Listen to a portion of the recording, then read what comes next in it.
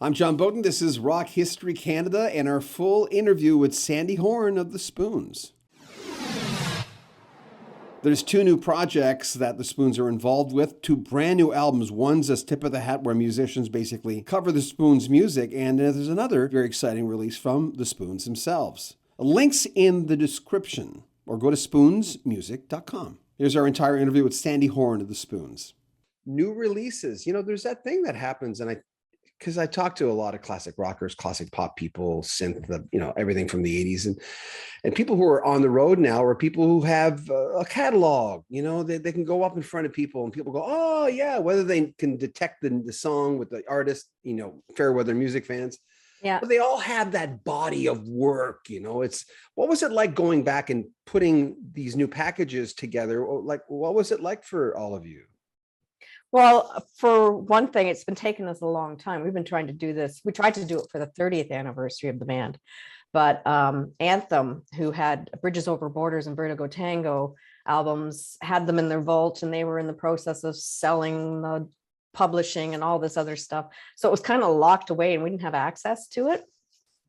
So it was this past last summer, not this past summer, that I ran into Peggy Giacone, who was in publicity and publishing for Anthem Records. I ran into her at a friend's cottage, and I said, we'd really like to put a collage, a greatest hits package with everything, not just the stuff from the early 80s, but the later 80s with Anthem. And she goes, well, why haven't you? And I said, because we can't get access. Every time we try and contact someone, they were like, it didn't seem to be able to know how to release it. She goes, oh, I can release it.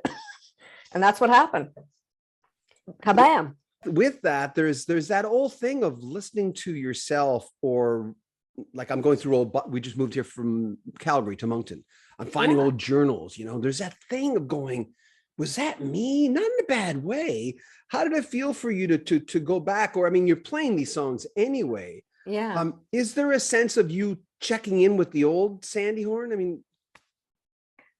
It's to some degree, but every time we would go to write a new album, like we did Static and Transmission in 2011, and then we put out New Day, New World. So we've actually done 3 releases since 2019 in product.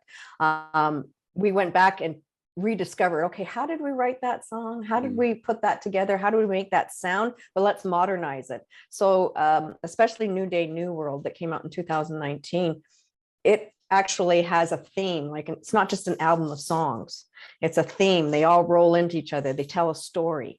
And that's, back in the days like August and stuff, every one of our albums tells a story. They all stream together for a reason. It's not just meandering songs. So this is a good song. This is a good song. So people know it as a full album, not just as, I think back to the days of Supertramp and Genesis. You listen to the whole album and you know what the next song is coming, and you know what the next feeling is going to be. And we wanted to recreate that because I don't think the newer artists today understand that concept necessarily. And we wanted to make sure we do that. And someone wrote on there that there was in the early stages of the band, there was like a sort of progressive rock Genesis leaning, or who were the Genesis fans in the band? Gordon and I. Wow. And Brett Wilkins, the original keyboard player. Yeah.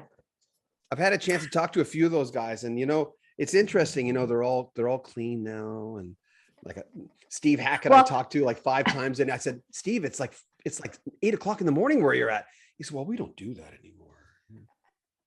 Well, we really never did. So really, you guys were always a pretty clean band?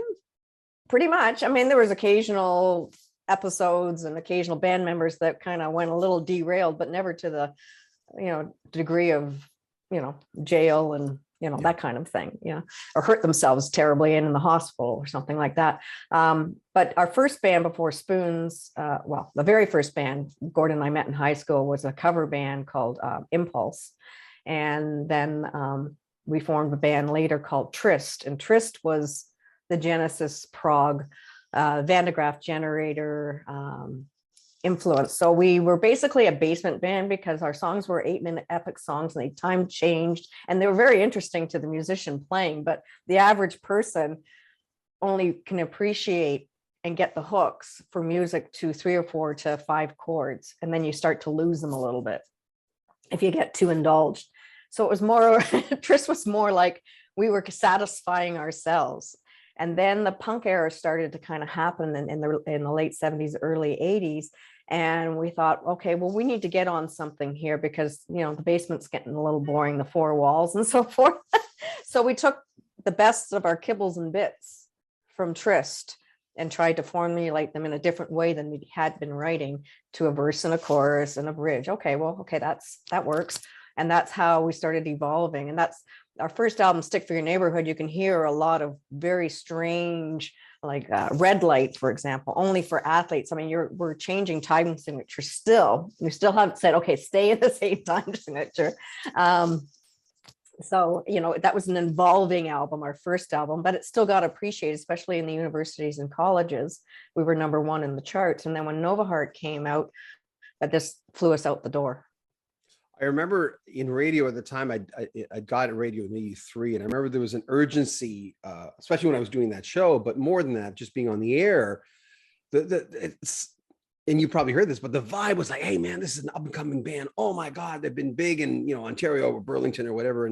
But this is it. And I remember, you remember those moments as a broadcaster. I mean, Whitney Houston's album came out. They all gave us free copies, that kind of stuff. Tina Turner's comeback album, Private Dancer. There's always these, Glass Tiger was another one. Everyone would go, oh my God.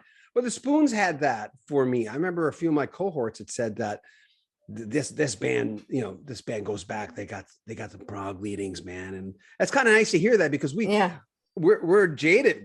It takes a lot for us as broadcasters to go, what? We're all frustrated musicians. We almost don't want to give people credit, but that's what the vibe was. Yeah, exactly. Yeah. It was a very fun time. We didn't do necessarily anything on purpose. We were interested in being on the radio, but we weren't interested on being on the radio. We were in that kind of, oh, to become mainstream, what will happen to us? You know, there was that little bit of fear. But when we started working with John Punter and knowing he worked with Roxy Music and he worked with Japan, we were like, okay, this is our guy. You know, he by accident got a demo tape of Nova Heart and Symmetry, because he happened to be visiting Canada late October of 1981. And he was given a cassette and he says, I want to produce these guys. So he came back at Christmas, and over New Year's, we recorded that Nova Heart and Symmetry. And we thought Symmetry was going to be the song. And then John took the song to Montserrat, where he was recording with Nazareth, and he was mixing it while he had his downtime. And he came back and said, hey guys, I don't think it's Symmetry. I think it's Nova Heart. And we went, really? We were kind of like, really? But when we heard it, when he put all the pieces together, you know, we did tracks and tracks and tracks, but we always heard it in bits and pieces, but never all the tracks together until he mixed it. And that's what happened. And then it started climbing the radios. We went from playing to 60 people to sell out bars to that summer doing 13,000 people at Ontario Place at the Forum. It was just like bang, bang, bang. And then the police picnic for 40,000 people. It was just like bam, bam, bam, right out of the gate. It's like, what's happening? It was almost too fast because it almost frightened us, you know? When you get that kind of fame and all of a sudden, or like instead of one door opening slowly, 5 doors are opening. How did you take it emotionally? Were you able to like, okay, you're done with the gig, you're in your bedroom, could you sleep? Was there a part of you going like, what the hell? Yeah, there was a lot of that going on. And I still get it after a big show. We just recently did the Almo Combo. The reopening just happened. It was just been refurbished by Michael Weckerly, and he invited us to do our release party for our repeatable 40th anniversary and the new echoes of artists doing our material for the Unison Fund. I guess we'll get to that in a minute. But anyway, it was a fabulous show. Kind of broke a few of the rules, I think, the audience, as far as the capacity and keeping masks on and so forth. Because once you have a drink in your hand, you don't have a mask, right? But it was fun, to say the least. And nobody that we know of ever came back saying they'd gotten sick. So that was a good thing. But it was out of the park. And now we've got it. We had Weckerly taped it for us and recorded it for us. So we're hoping to put together a 40th release at the Almo Combo, DVD, online stream, whatever. You mentioned Japan a while ago, and I mean, David Sylvia and I discovered when I was playing new age music, believe it or not, in the mid 80s. I went from rock and roll with that show and I started playing new age music. And then I started getting into like David Sylvian's solo stuff and that kind of the way he sang. He was in his own lane in some ways. And I realized he had influenced an awful lot of people. With the first album, I think Gordon had said that there was more to the band going into the second. He just wanted to make sure that was more, the next album would be more representative of the band. Was that a vibe that everyone felt? Well, for sure, because when we came from Trist, we had a previous drummer named Peter Shepard, and he went off to college, university somewhere. And then just before we were about to record Stick Figure Neighborhood, which Brett Wickens helped co-write and put together, Brett decided he wanted to go back to England because he's British and become an album. Well, he's into art, so he wanted to be an album cover designer and so forth, and already landed a few jobs for that. So he left to go to England, and in came Rob Bruce. Now he was a lot younger than us, and at that time, younger seemed like a lot by 2 or 3 years, but now it means nothing. But you know, he was still in high school. He was 15. And he never went back to high school once Novahurt took off. He had to do it, not virtual, but, online, and finish his high school degree by mail because we were so busy. But by the time he came in on Stick Figure Neighborhood, by the time he came along, we had Derek and we had Rob. Derek we got from high school as well. He was from the high school band where Gordon and I came from. And he joined the band. So by the time we got to Arias and Symphonies and Novahart and so forth, the band had started to work together. We were seeing each other's good things that could be contributed from both sides. And that's when we started to really formulate, because Stick Figure Neighborhood would have been a collage of our leftover Trist days trying to formulate into. So we kind of had like a punky, I don't know what you want to call it, proggy sound at that time. Rob put up, you've probably seen the video of you guys still living at home at Burlington, the TV commercial where you're performing on YouTube, and they're saying, "Oh, they're still living at home," and they're really coming. And I was looking at, I remember seeing that, my reaction not only to that video but other videos of going, Sandy had great hair back then, and she still has great hair now. That's all I have to say. Well, thank you. Was that, my wife has this picture upstairs back when she was doing like beauty queen stuff, and she only did it once, but she's got like 3 cans of hairspray in her hair. It's big hair. It's the 80s. When in Rome, that's what everyone did back then. Yeah. How long did that take to prepare? That was the best hair. As Earl Seymour would say from the Arrows, he would say, it's not hair, it's a love sculpture. Yeah, exactly. And it's also 10 years of Halloween. That's what we refer to the 80s as, 10 years of Halloween, where the guys were wearing guy liner. And oh my God, yeah. Yeah. Well, it would be, we're getting ready for a show, and I get myself ready, and I'd leave my little makeup area, and then in would pop Rob, in would pop Gordon, pop Derek, even if they're putting foundation on and a little bit of liner, but then, some of them got into shadows and everything else. And I'm like, hey guys, contamination. Really? Can you go get your own? Well, yeah. I can't go and buy my own. Well, tell me what you want. I'll go get it for you. But the hair, Joico. Joico. Oh, yes. Yes. That was the magic stuff, the spray and the gel. It was glue forever. In fact, I could do a show, sleep, have a flat spot, get up and go 2 minutes. It was the first day that was the hardest. The third day was so easy to do your hair. And then you'd have to wash it, because then it was just like too much. You got to start from scratch. It was crazy. People sometimes they criticize the 80s and go, why would you? We had so much going on there was so many genres, so many different people. I know there was a lot of one-hit wonders, but it doesn't matter. It was all music, but there's so many genres going on, and people just remember the big drums. Sometimes I'm going, no man, there was a cavalcade of freaking sounds that came out of the 80s. Oh yeah, it was amazing. I mean, you still had the rock, you still had the punk going on. We were one of the earliest bands to introduce drum machines, the hand claps for Novahart and so forth. And we were the first ones to figure out, okay, how do we create that sound live? It's all great and dandy to have it recorded and playing on the radio, but now how do we play this live? So we didn't have what we have now, where we have laptops and we have main stage, and we can run tracks and click tracks for the drummer and keep everybody tight together. We had reel-to-reel tape that just had the hand claps going, and certain things we couldn't make that was playing in the background that Derek would get in his headphones, and then we'd have to play with the drummer. So whatever speed the drummer was, that's the way we went. Yeah. Reel-to-reel tapes. Yep. Nile Rodgers and Lamborghinis.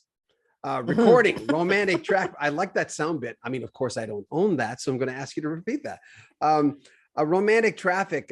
So I didn't know, and pardon my ignorance, I didn't know that was from Listen to the City. I had no idea till now from the movie. Yeah. Well, we recorded that, and then if Tell Lies and Romantic Traffic aren't on the Talkback album, it came after the fact, because A&M Records said, okay, well, the album's good, but we really want Nile to punch things up a bit. Do you have a couple of other songs that we can pull from Talkback and then stick it on? But already in Canada, it was released as an album and had already been out for almost a year, Talkback. So we went back into the studio to record Romantic Traffic and Tell Lies. At the same time, Gordon and I had been asked to do this. I was asked to act and sing and Listen to the City, and he was asked to do the whole soundtrack. And we're like, okay, well, now we have nothing to put Romantic Traffic and Tell Lies on. So we talked to Ron Mann, the director producer of the movie, and he said, yeah, we can use it at least in background scenes or something in a restaurant. And that's how that came about. So at least Romantic Traffic and Tell Lies got to be on an album in Canada, as opposed to just the 12-inch that came out. What was it like working with Nile Rodgers? He's one of those guys. I've been trying to get him for a while, but he's a busy guy and everyone wants to talk to Nile Rodgers. What was that? I mean, you worked with him a few times. What was it like working with him? Oh, he was a fabulous guy, full of ideas, listened really astutely and intuitively to what we as individuals needed to give to the project, which is very important. He didn't just step over, but when we went to do Tell Lies Romantic Traffic, A&M said, no, we need you to step in a little bit more. And that's when he brought the horn players and some extra background singers to help me out and so forth. And that's why we were with the Lamborghinis, because you're in a very, power station was kind of right on the edge of a very sketchy area in New York, between the good side and the not so good side. And so he'd come in, and there'd be the gate would go up and the elevator would take him up to the studio. And we'd be sitting there doing our background vocals with the Lamborghini, because the best chamber for the vocals were in the garage that was outside the studio. So they put a little big window that we could watch through. Well, I mean, obviously using it for other projects as well. And we could see him from the studio, and we're all outside with the Lamborghini. I always find it interesting when I run into someone who's famous or someone who's had success of any kind at a social gathering. And you'll know, I mean, Sandy, you know too. We know right away if the person's just, biding time, looking around, uncomfortable. But then you get those people. And when you had described Nile Rodgers before and had heard you describe the fact that he was interested, those people at a party, when you meet them, they're asking you a question and they're with you. They're with you, and they want to know, because to them, I'm a person, you're a person. We're here to love each other and share ideas. That's why we're all here, or whatever your stance is on life. Right. But for someone with that much success to say, what do you think? It's your band.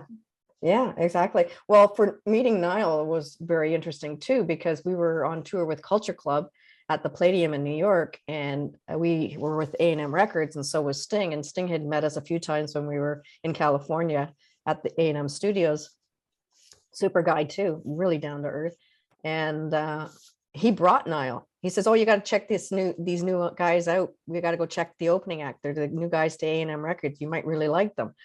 And Nile came and saw us, and then Culture Club went on, and he came back less than halfway through the set, and he said, "Oh, I'm not that interested in Culture Club. I want to see the Spoons. I want to talk to this band. They're new and up and coming. I want to be a part and try and see if I can help, develop them." and it was his choice. It wasn't like we sought him out. He came to us. You know, he was the one who got me with my Spectre bass. When we were recording Talkback, I had a Kramer metal neck, and you know, I was like, it's okay. You know, it was only because my Fender Mustang had been destroyed in a car accident and kind of spun around the highway when Gord got rear-ended one time. The hatchback opened and my bass went and the strings went into its neck. So I had no longer had my favorite bass. So I picked up this Kramer metal neck, and I wasn't that fond of it. And while we were working on Talkback, he goes, "How do you like your bass?" And I go, "It's all right. Got any suggestions?" He goes, "Oh yeah." And we went down to Steve's Music at the time, because they were importing, one of the only music stores in the area that were importing international basses. And that was when Active EQ was coming out. And he says, "You got to try the Spectre." And then I also put it on, and it fit me really well. The body's really small. I'm not a tall person. My hands are small. The neck is very tiny, so I can really maneuver it well. And he said, "Oh, Bernard Edwards just got one of these, and it's his new favorite." And I went, "Really?" And so I picked up one that was in black. We recorded the Talkback album with it, and I ordered one in pearl. So now I still have that. And then I ended up getting endorsed by Spectre, and I've played Spectre ever since, all because of Nile. Isn't that interesting? With the early influence with Genesis, were you guys ever into Yes, like Chris Squire? I mean, Genesis back then was Mike Rutherford was playing bass before, you know, until Steve Hackett left. And yeah, were you ever influenced by any of those guys? Because the stuff you were playing on bass, that's hard. That's not easy to play. Yeah, exactly. And by learning Genesis and Yes and Van de Graaff Generator little riffs, it opened me up to a different way of playing bass rather than the standards, just sticking with the kick. You know, I'm a very melodic player, generally speaking. I get very bored. Just, I'm going to hang on the root. Yippee-doo. Okay. That's my job. Just hang on the root. Okay, can I go now? And then I'll go to the riff, right? Yeah. Well, with Romantic Traffic, the video was, you know, there's a part of me that says, well, that was a big production. I see you walking against a grain of traffic in there. And in this, was that the Toronto subway? Yes. Yeah. How long did that take? What was the process to putting that together? And were all of you into, and I mean, you were young. Was it one of those, hey, we're doing videos, let's do videos? Well, it was a kind of, well, we paid for it as the band. At that time, the record company was running out of money, Ready Records. And this is right where we were about to split with them and go to Anthem. They were having financial problems, and they didn't have any money to do the video. So we're like, oh, geez, how can we do this? Do it inexpensively, but come off professional. And so we ended up going in with one camera the whole time. There's only one cam the whole time. We had to get a permit from Toronto Subway to make sure that we were only going to be recording after 9:30 a.m. when kids were in school, and before 3 o'clock when the kids get out of school, so there wouldn't be a mirage and chaos in the subway, because they knew we would cause that, right? So we had no script other than we were just going to go and just do stuff. We had no script. All held hand, and we made it up as we went along. And it was right also it was recorded just after Gordon and I had broken up. So there's a little bit of angst and pain in our faces. People can recognize, like, what's going on with Sandy and Gord? Like the look that we used to have in our other videos wasn't the same. And it was because we were only like a month and a half from breaking up, and, you know, finding our way through the band, keeping us together, and doing this video under low budget. And we've got to come off professional. And it was just by a whim. We just went one stop at a time. What can we do? Oh, there's candy bars. Let's do something with the candy bars. Oh, we've got our horn players have shown up. Let's do something with the horn players. People come up to us, would say, oh, here's a waiver for $1. Do you want to be in our video? And that's where you get people doing the doots. It was just all on a whim. And then we had all this footage, and Gordon and myself, and we went through all the footage and put the video together. One last thing before the doots were, it was Nile who said, let's keep that in, right? Because Gordon couldn't come up with the lyrics. That's such a great line for the Exactly. And then Gord kept saying, Niall says, you need to make the lyrics a little more exciting. So he changed a few of the lyrics and he says, Niall, I can't come up with anything for the Doot Doots. So like I would just keep singing, because a lot of the times when you're singing a song, you'll go la da da da da da da, tell no lies. For me, and I know for Gord as well, I can watch him, he morphs words to make it fit the melody, and then the words will just come out and okay, that suits that melody. So you'll get parts of a song, but then the other parts and go, well, what's the story? What's the song about? And then you can put the whole song together. But he kept saying, I can't find anything for the Doot Doots. He says, no, that's the best part of the song. That's the hook. And Gord goes, really? And I go, really? Okay, let's do it. I was just listening to a quote from Lindsey Buckingham. We're working on him right now, trying to get him. And you know where I'm going with this, with Fleetwood Mac and a band that has breakups. I mean, boy meets girl. Shannon and her husband, they broke up and they're still performing together. Was when you and Gord broke up, and it's just one of those band things. I don't want to ask you anything personal. But was it bigger than you? Was there ever a point where you said, I'm going to leave the band? Because a lot of people would think that. Well, no, because that's when Rob and Derek left the band right around this, like Gordon and I split up first. So everyone thought, okay, the band's going to split up. And then Rob and Derek left the band like 6 months later. And then Gordon and I were like, okay, now what? Okay, well, do you want to continue? Yeah, we want to continue. So when Gordon and I broke up, it was more that the band had become bigger than we were. So there was no more a relationship, Sandy and Gord. It was like, we didn't have dates. We were out doing spoon stuff whenever we went out somewhere. So do you understand Fleetwood Mac then? Do you understand bands that can do that? I totally do. I totally understand ABBA, Fleetwood Mac. I mean, I don't know where you want to go. So many bands that it happens to, the Mamas and the Papas, You're married to the band. That's all I can say. I feel like I'm married to Gord, but not the same way. I'm married to the Spoons and Gordon's married to the Spoons. So that's a weird concept. People are going, what? No, that doesn't mean that we cross our relationships in any way. It just means that we have the same focus. That's one thing that never changed. Yeah. Nova Heart to me was one of those songs that stopped me in my tracks. I remember hearing that, and I love telling, I've said this to maybe 50 times in interviews of going, I remember where I was when I heard that. Tell me about that song. Well, it was a song, Gord started it. It was the first time he'd ever been, he got a hold of Rob's keyboard, that keys were not exactly working, one of his first keyboards, and he was going to throw it out, and Gord says, I'll use it as a writing tool. And the very first thing he played was da da da da da da da da da da da da. That was the first thing his first three fingers did. And that's where Nova Heart came from. The first time he landed his hands on a keyboard. That's such a hook. Yeah. He hadn't been hearing it. He hadn't played it on the guitar. Because I find, and he finds too, that if you pick up another instrument, you're going to write differently and you're going to play differently. So that's what happened to him. He'd always had the guitar in his hand. He picked up the keyboard, and that's the first thing that came out of it. And like I said, we had two songs, that in Symmetry. We needed money to make the demo. And at that time, Carl Finkel, our manager, his family owned Maxwell Tapes. Remember Maxwell? Yeah. And so his family was Maxwell Tapes in Toronto. And they said, well, we'll give you money if you do us a commercial for Maxwell Tape for radio. And I think they even did one for TV. So then we had the money to do our demos and then get John Punter involved when he came along. So that's the birth of Nova Heart. Wow.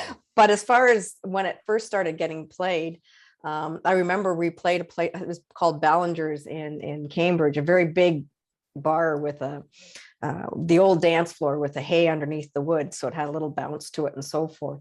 We were playing opening at that time because we were just climbing the charts. And I remember somebody coming back to our dressing room going, I really love that song, Sleep in Your Overalls. We're like, what? He says, you do a really good cover of that new band that does Sleep in Your Overalls. I said, you mean I'll Sleep in Your Nova Heart? And we're the actual band. Yeah. you're going back to that young lady in Burlington living with her parents, knowing what you know now. Would you give her any advice? The only thing I would say to myself, because I would have to say I was very almost naive. Well, I was naive. And I was also somewhat afraid not to be so fearful. I guess because I had people saying, oh, she's just token as a bass player. She's female. She's not playing her real parts. I mean, I got that constantly because there wasn't really a lot of female bass players at that time. There was me, Tina Weymouth, what's her name? Carol King is, I believe her name is. Anyway, there was very few. So the bass belonged to a male still in the 80s.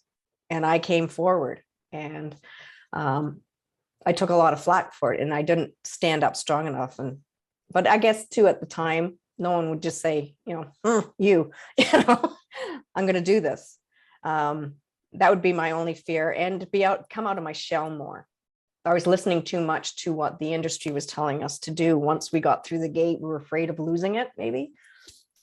So I listened too much to the industry and what they were telling us to do, the record companies were telling us to do and how to be and that kind of thing. This is always, I hear the Who, before the Who released an album, the Who was going, oh, no one listens to albums anymore. We're not going to release albums or greatest hits or anything like that. And of course, then they proceeded to release a new album. Tell me about the new project. Okay, so Repeatable, that came out this past spring and into the summer. It's also on double vinyl because it couldn't all fit on the vinyl. One vinyl, it's just too many, is a collaboration of our greatest hits and the songs that fans really liked of ours from 1980 to 2020, because that was we finished our last new album in 2019. Let me ask you this. Okay, were you surprised? Because sometimes there's always were you surprised by some of the songs that kind of stood out that otherwise you might not have known? The fans basically told you, we like these tunes. Can you name some of those? Let's see. I'm trying to remember what's all on this now. Of course, that's a lot to digest. Okay, putting on my librarian look here. Landing Lights. It's from our newest album from 2020, New Day, New World.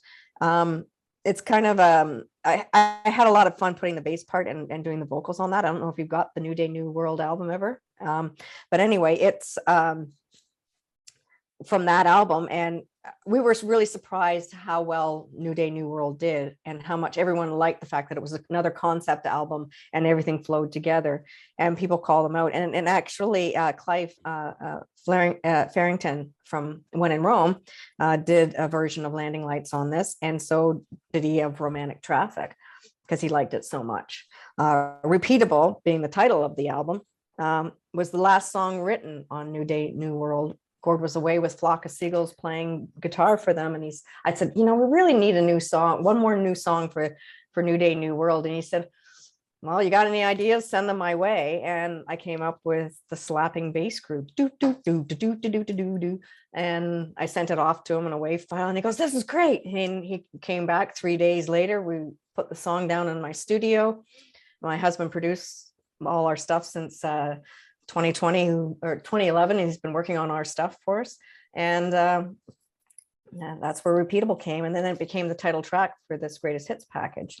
Then see from other stuff, Radio Heaven, wasn't a single from Vertigo Tango, but it was a favorite that fans always wanted us to play live. So it kind of tells us where people were, even though we didn't necessarily choose the hits, the record company quite often would say, no, this is the one we're releasing. Other people will have their favorites, right? So you have to listen to our fans because ultimately they're the ones that are keeping you out there. Yeah. And then came along Echoes. And Echoes actually isn't Spoons playing. Well, I'll get to that in a minute. But Echoes is a collaboration of other artists doing our material in representation of our 40 years of being together as a band. And the proceeds are going to the Unison Fund for musicians in Canada. That's a double whammy. That's got to be gratifying. So we've got Gowan doing arias and symphonies, an amazing rendition of that. We've got Alan Frew is doing Time Turns Around. Old Emotions is Felix and the Foreshadow, who are a British, not British, they're from California, and they're kind of like a punk ska, you know. And then one that really blows me away that's completely off the map is Rob Holiday from Sulphur, who also does plays guitar for Marilyn Manson, does Bridges Over Borders, and it's right off the wall. And it's like, this is amazing. And the rule was, pick any song you want. It doesn't have to be a hit. So the Box picked On the Beach, and that totally sounds like the Box to me. Like they've totally made it their sound. They could totally release that. Yeah, Jean-Marc, you gotta love it. So it was a lot of fun, but I just want to point out that Romantic Traffic from Dagger and Knot is actually me. I don't know, most people miss that part, but back when we did the 30th anniversary for Romantic Traffic in 2014, 13, 14, it came out. My husband and I did a version of Romantic Traffic just for fun, but it really didn't get much notice. And so when we were putting this together, I said, doesn't my version of Romantic Traffic kind of fit, because I'm not going as Spoons? And Kurt said, yeah, let's put it on. So that's on there as well. Cool. And just a little bit of a note, when you're talking about When in Rome, I'm going to be playing bass for them when they come in May. Oh, cool. Yeah, I'm going to play bass for Clive and Andrew. Old Emotions. Okay, well, this is a fun one. This is a collaboration with Gordon and I, because he had the verse and the chorus, and he was like, I can't get back to the verse from the chorus. I can't figure out how to link it back. And it was in a different key at the time, the bass riff that I had come up with, which was in the middle, which is the da da da. Well, it's the bridge to each part of the song. Da da da da da da da da da da da da. That bass riff is what links the song around every time it leaves the verse, and leaves the chorus back into the verse. So I had that riff, and he says, "Do you mind if we change the key and use it in this song?" And I went, "Sure, go ahead." I didn't know what I was going to do with it, right? So basically, Gord came to rehearsal one day, and we were rehearsing in this little room in his father's office cottage in this kind of south end of Hamilton area, and creepy little house on the ravine. And we were playing in an 8x10 bedroom upstairs, and the drums were in one corner, then my bass, then Gord, and then the keyboards were right at the door because the room was so small. So Gord and I were there, and then Rob and Derek showed up, and we think we have a song. And then our manager showed up, and by then Gordon and I had figured it all out. The band had figured it out. The manager showed up, and he went, "Okay, we got to demo this like ASAP and get this to the record company." And it happened like a blink. You ready to roll? You can go. Okay. These are quick. If you want to go a little longer, then go ahead.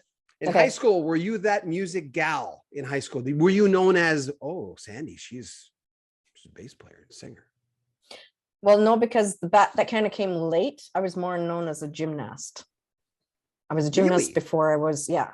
And then it happened that I'd taken up trumpet, and I had a choice of being in the high school band or being in the gymnastics team at the high school. It was doing really well around other high schools competing. And I had a couple of injuries, spraining my hand and my ankle and so forth. And I kind of went, how long am I going to have a career in gymnastics? And then I looked at the Rolling Stones, and I think they were like hitting 40 at the time or whatever. I kind of went, wow, they started in their teens and they're still doing it. I think I'll go music. And that's how I met Gord. I played trumpet. He played sax in the high school band. If I had not made that choice, but I was not known as the girl. If anything, nobody noticed me in high school. It was only afterwards. People used to, the mean girls, lock you in the washroom and that kind of thing. I was one of those girls that got locked in the washroom or stuffed in a locker. Screw them now. Well, yeah. Later on down the way, it was like, do you remember me from high school? And I go, yeah, you stuffed me in a locker. Beatles or Stones? Oh, so it's close, huh? Well, there's a lot of great songs from both sides, but I'm going to go with Beatles because of melody. John and Paul. Oh, I can't split them up. Yeah, it's too hard. That's not fair. Okay, outside of music, what are you best at? Oh, what am I best at? I think keeping the family connected and going together and doing stuff together, because we're scattered across Canada, and I work very hard to keep even my brothers I only have brothers, my brothers and their family, and trying to keep us all together, because we've lost family members along the way. When that happens, everyone kind of scatters and it doesn't become important. But family's the most important out of everything. What's the nicest thing someone in your family's ever told you about your career? Like, do you have those siblings that came up to you and said, by golly, because not everyone from an older generation will say they're proud of you, even though you feel it. Yeah. Well, my dad was always the biggest supporter. And then when Nova Heart took off, and then the Arias and Symphonies first went gold, he was just all over me, But the funniest was for me was watching family come out of the woodwork. Family I didn't know I had. My birth mother passed away when I was 3 years of age of cancer. So her side of the family kind of became a little, I knew my grandfather, and I knew my one aunt, but I didn't know my other uncles at all. And then, of course, they had kids. So suddenly I had a cousin named Shelley and a cousin named Tom. And they're showing up at shows, and they go, "Hi, I'm your cousin." I go, "Really?" And they'd say, "Oh, our last name is Cameron." And then I couldn't actually not believe them, because how would they know my mother's maiden name was Cameron at that time? You're the first that's ever mentioned that, but of course that would happen. Yeah. Yeah. And I thought that was the funniest thing. It's like, I didn't know I had 2 other cousins from this guy. I didn't know I had. Usually that happens with the lottery story. I won $1 million. All of a sudden I have all these relatives, right? Yeah. What music made you cry? Oh, back in the day, I would say Barbara Streisand, and my biggest influence was Judy Garland. I mean, it was her in Wizard of Oz that got me into the music industry in the first place. That's when I was 4 years of age, and I saw Wizard of Oz and saw Judy, and I said, I'm going to do what she's doing. I don't know how I'm going to get there, but I'm going to do it. Like, I know that distinctly in my heart. That's what triggered the whole music scene for me. And then my dad started getting me into plays, and I was a Buster Brown girl model for a while and all those things. So I've always been on the stage and always doing some performance, whether it's dance or gymnastics or whatever. But today I would have to say it's Adele. Her newest album. Oh my. Isn't that crazy? I didn't expect that. I just watched, I think it was on Netflix, or maybe it was Crave. Her special for the release with Oprah. Oh, my husband and I just bawled our eyes out. She's so funny and totally to the heart. Yeah. Adele exudes a personality to me, Sandy, that I just want to have coffee with her every day. No, yeah, exactly. She's down to earth. She's had, nothing was handed to her. She had to work every inch of her life. She's had to ride a roller coaster. She had the choice of, from what her interview said, either going down the rabbit hole, or climbing back up and getting back out there. And that's what she did, and hats off to her. We're going from that to, ever see a ghost? Wow. See, these are questions you probably never been asked before. I can't say I've seen a ghost, but I've experienced odd things. One of them was at I think it was Shom FM is it Shea FM in Montreal? Yeah, Shom and Shea, yeah. Yeah, one of them. They were in a house at the time. It wasn't in a big building. It was when they kind of went safe. And when I was first starting out in the early 80s, they were too. And they were in this very odd house. And the recording booth for the interview was upstairs at the very, very top of the house. And I was just uncomfortable the whole entire time. Uncomfortable. And they're interviewing, and I'm not saying much. I'm just uncomfortable the whole time I'm there. I'm looking around and so forth. And afterwards, Gord's like, why didn't you say much? They were asking you questions and I was elbowing and you weren't even responding much. And I said, I feel really weird in this house. And then I just said to the guy, is there something strange about this house? Like, I'm not comfortable here. I said, I was in the hallway coming up the stairs and sitting in this room. I am not comfortable. Like, what is wrong with this room? He says, oh, the previous owners of this house, the guy hung himself. Like, okay, no, I would not have never ever known that. There's no way. And they say quite often we'll be upstairs, put music on, we'll come downstairs to put tea or coffee on. We'll go back upstairs and the music isn't on. So the needle's lifted and whatever, get back in vinyl. So the DJ's, it's been dead air for 2 or 3 minutes. Then they go back downstairs to get their coffee or tea and it's off. So that's one of them. I could go on for a long time. Highest point of your career, lowest point of your career.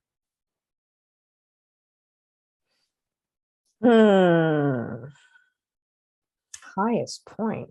Geez, that's a hard one because there's a But lot of has there been a brilliant moment when you pieces. look out into the stage? Sorry to interrupt you. You look out in the stage and you go, because sometimes artists will say that, here I am and I'm in front of these people or I'm opening up for whatever. And I'm going, yeah, you know, this is pretty good. Or other artists will say, yeah, when I got the big check in Canada, you can go golden ride the bus. I know, but Yeah. I don't think it would be in any way form of money. It would be probably like Ontario Place at the Forum and the police picnic, that big first hurrah of going, oh my goodness, we might actually be able to do this. That is. And I think my lowest point was when Derek and Rob left. Yeah. You know, it's kind of like, you know, part of a divorce or losing 2 brothers. But over time, they've come back for anniversaries and we're still in conversation and talking to one another and we're still friends and we went to each other's weddings and that kind of thing. So it's still good, but it's just, you know, when they get up on stage every once in a while with us, there's that immediate gel that just comes out of nowhere and you go, oh, I miss that so much. Yeah. Starstruck moments, you know, the biggest artists that I've talked to the up and comers, they all have that little kid still in them, that whether it's Robert Plant or Paul McCartney or Elton John for me. Was there a moment where you were backstage or anywhere where you went, I can't believe I'm talking to this person who's in front of me? Do you ever have a starstruck moment? I would have to say it was with Sting. Yeah. Oh, and I missed one that was just, I completely forgot about this one. Stanley Clark. Wow. Yeah, I was dating a fellow from Buffalo at the time. And this was after Gordon and I had just broken up. And he said, I know this guy from the radio station. I can't remember what station is, just on the other side of the border in Buffalo. And he says, they're having at a cocktail bar, a very special artist. And I've got front row seats. And I'm like, okay. He didn't tell me who it was. So I'm basically, less than 10 feet away from Stanley Clark. He's standing there and he's so tall and his fingers are so long. He looks like a praying mantis playing and he's just like butter, just butter, just butter. And afterwards I was able to go backstage and meet him and I'm just like, oh my God. And I'm like, I'm a bass player too. And he looked at my hands and his hands are like this much bigger than mine. And he goes, I hope you're having fun with that. Meaning my hand size. We laughed, you know, he says, oh, good luck with that, you know, like, because my hands are so small, you know. He says, you must have to lift to play. And I said, I do, because he can just go like, and he pretty much doesn't have to move. But with me, I have to jump on the neck. Do people mention Jaco Pastorius to you? They do. I've listened to his stuff. He's amazing. It's unfortunate. Another great musician we've lost. Amazing. The fretting, you know, like the guy never tuned. He never tuned his bass. He would just get on the bass and wherever the sound would flow, it could be so far off the E, it didn't matter. He'd still find his way around and still make it sound good. I mean, I do have a fretless bass and I do have a stand-up bass, but I'm nowhere near what he was back in the day. Okay, 2 more. What's the craziest thing a fan's ever done to Sandy Horne? You must have got some wild letters in the 80s. That's all I'm saying. I'm just going to leave it there. The strangest and probably the most unsafe I ever felt was there was a fan that went a little derailed and became stalker. And he insisted, he's from our high school. He dated an old girlfriend of mine. I never dated him. And her parents had to get a restraining order because he went a little wacko on her. He suddenly came out of the woodwork, especially when Old Emotions hit the airwaves, and he decided that all the Spoon songs were written about him and me and him. And he started showing up at my house because he figured out where I lived. And then he kept showing up when I was not there. Eventually, my parents got a restraining order. And when the police went to his house, he had posters of the band and me and all over his walls. And, the police said, oh, yeah, we're putting a restraining order. He's a little obsessive here. And then one time he showed up again in the middle of the night, like 2 o'clock in the morning, waking my parents up. And my dad could have sworn he could see a shotgun down the side of his coat. Yeah. So that was a little scary. And he wasn't supposed to cross the property. So then again, the police got involved. And then one day I was home after a tour. It was like a Monday or Tuesday, because it would usually be the only time I was home. I was kind of in my track pants. I had no makeup on. My hair was not big. It was flat. It was like, just came out of the shower. And he arrived at the door and he goes, is Sandy Horne home? And I'm like, okay, you don't even know who I am and you're asking for me. And I go, no, I'm sorry. She's not home right now. And he goes, oh, you must be her sister. And I'm like, yeah, I'm her sister. Okay. Oh, obviously you don't know enough about me that I don't have a sister. And so he just left and I was like shaking. And then, my stepmom came home and she says, what's the matter? I said, that weirdo guy just showed up again. And I'm just going to give his first name. It was Chris. And so we called the police again, and he was taken, he was detained overnight and all that stuff. So and eventually I found out he committed suicide, and my pictures were still, it's unfortunate, but scary. Was talking to Kathy Valentine of the Go-Go's a little while ago, way before the Rock and Roll Hall of Fame, and the stories that they had was insane. Crazy. And I didn't even actually, whenever you ask a woman this question, I mean, you get the guys go, yeah, pennies and stuff for Christmas. I got a lock of hair once at the CFRN in Edmonton, CKXM, their FM station next door. I was on a log cabin. She gives me a lock for her. And don't get me wrong, it's strange. As a 26-year-old man, I was going through a divorce, and I looked at her. She gave me the box. I'm going, holy, it's like she's the most beautiful thing I've ever seen. I go, okay, thanks. She says, here's the delivery for you. I go and open, and it's a lock of her hair, and I could tell. And I remember going, it's strange, even at 26, man at that age, there was not a cell in my body that would have gone anywhere near that person. I'm going, no, I know enough that's danger. Stranger danger. One last one. I was just going to say, go ahead. Strange thing that a fan asked me to ever do was sign their Bible. Really? And I said, I will sign anything else you ask, like your arm, your hand, your shirt, but I am not signing your Bible. I'm sorry. You can't put me there. I'm not that, like that. It's awesome that you have that much respect in some regards for me, but I'm not that, and I cannot sign your Bible. And then he asked Gord, and Gord said, no, I can't sign your Bible.